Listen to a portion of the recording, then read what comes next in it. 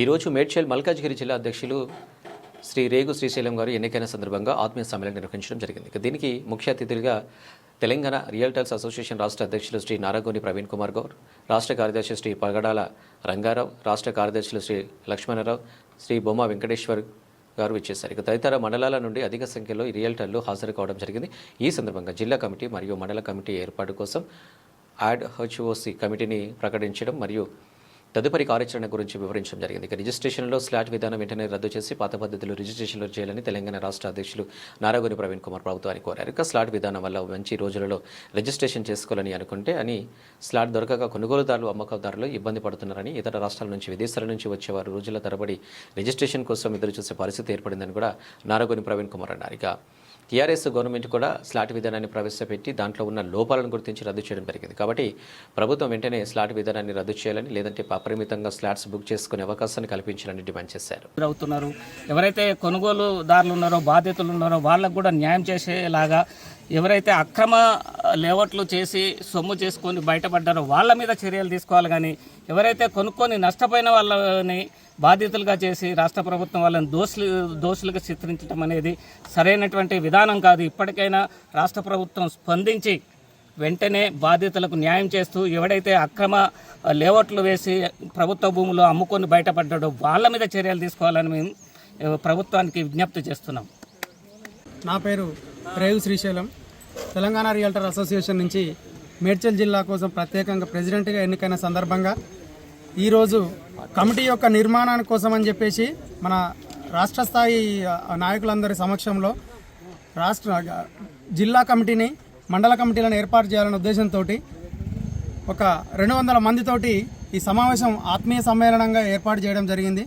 దీంట్లో ఆశావాహులు, ఇంట్రెస్ట్ ఉన్న వాళ్ళందరూ కూడా ముందుకు రావడం సంతోషకరమైన విషయం.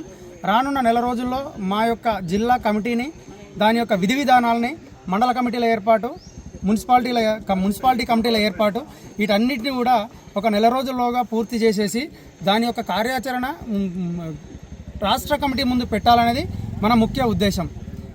మన రాష్ట్ర కమిటీ ఆధ్వర్యంలో వాళ్ళ ఆదేశాల మేరకు ఏ రకంగా ఉద్యమించాలి, ఏ రకంగా గవర్నమెంట్ చేస్తున్నటువంటి ఆకృత్యాలని కానీ, వాళ్ళ నుంచి తప్పుల్ని కానీ ఏ రకంగా మూకుమ్మడిగా ఒక్కసారిగా గవర్నమెంట్ దృష్టికి తీసుకెళ్ళాలి, గవర్నమెంట్ పైన అటాక్ చేయాలనే ఉద్దేశంతో వాళ్ళ మార్గదర్శకాల మేరకు ముందుకు పోవాలని నిర్ణయించుకున్నందుకు మీకు తెలియజేస్తున్నందుకు సంతోషపడుతున్నాను. Thank you.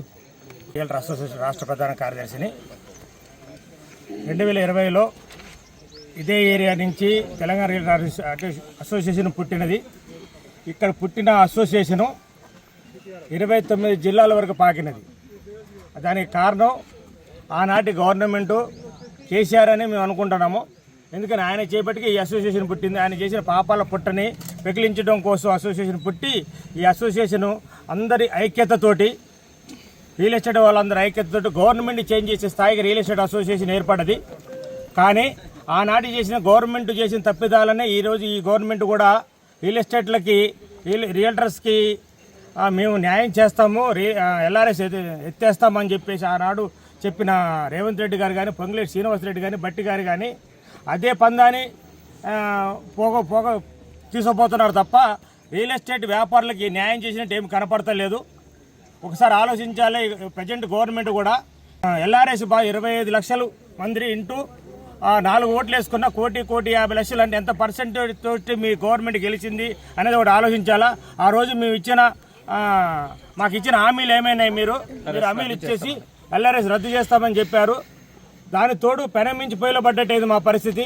ఆనాడు గవర్నమెంట్ చేసిన ఆకృత్యాలు, ధరణిని తీసేసి భూమాతను పెట్టారు, స్లాట్ సిస్టమ్ అని పెట్టారు.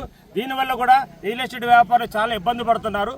వాటిని పరిష్కరించి రియల్ ఎస్టేట్ వ్యాపారులు న్యాయం చేయవలసిందే కోరుకుంటున్నాము. లేని ఎడల గత ప్రభుత్వం యొక్క పొందిన ఫలితాన్ని మీరు కూడా పొందవలసి వస్తుందని చెప్పేసి ఈ సభాముఖంగా తెలియజేస్తున్నాము.